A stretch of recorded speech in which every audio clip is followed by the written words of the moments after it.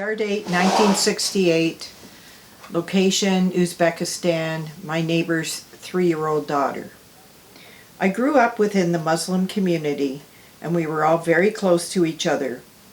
When our neighbor needed something, they would ask, and they would ask if we could borrow it or lend it to them, or vice versa. One day, the neighbor needed a bundt pan. Aluminum was a scarcity in our society, so our neighbor sent over her 3-year-old daughter to ask for our bundt pan. She came and got it and screamed, "Mama, Mama!" Our community shared everything from bundt pans to gold earrings. It was a beautiful community to live in, full of humanistic living. Crosswalk Vigil.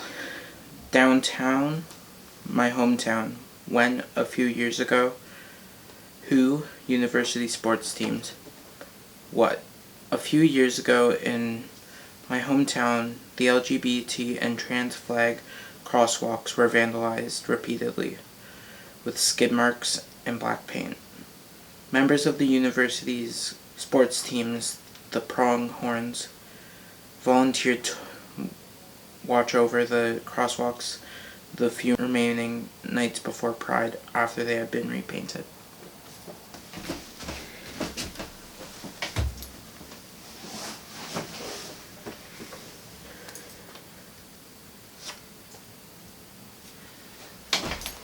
Walking with Neighbors. Where? Nashville. When? June 2020.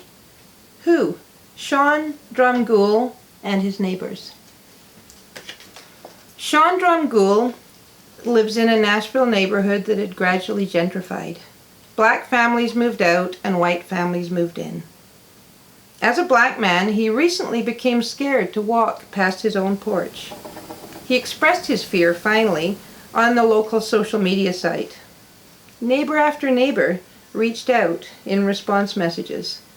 And so on Thursday afternoon, he informed his neighbors that he was going for a walk. At the meeting place, he found 75 neighbors waiting, all in masks. "I was so overwhelmed, I still can't find words for it," he said.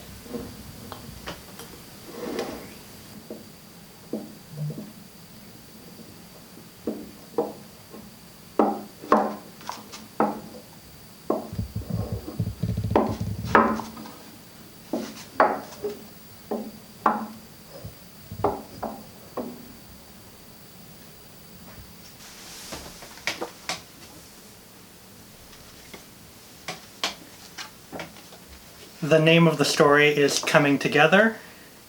It happened all along the Ottawa River in the spring of 2019. In 2019, along the Ottawa River, all across Renfrew County and the Ottawa Valley, there was a flood in the springtime that affected every community. In my community of Pembroke, it devastated our marina, and across the Ottawa Valley and Renfrew County, it probably forced hundreds of people from their homes.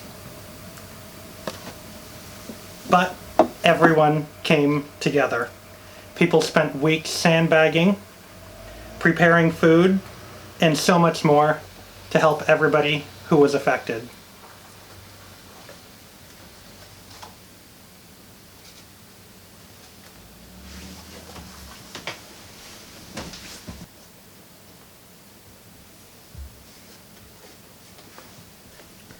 A small fishing village in the north of Denmark, across from the Channel from Sweden. When the Nazis ordered the deportation of the Danish Jews, the villagers hid Danish Jews and helped them escape in small fishing boats. At one point, the Jewish refugees amounted to over 1/3 of the village's population. One villager said, "History will be written these days in this town."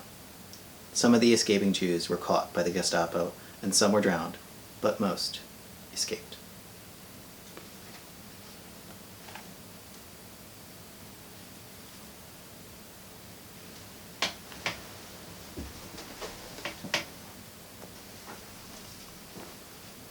The story is called The Patron of Lost Children. It takes place in small town Ontario, before the internet but after the war. The story's protagonist is Maria, goddess of the wheat. Mary was a Ukrainian orphan who made her way to Canada.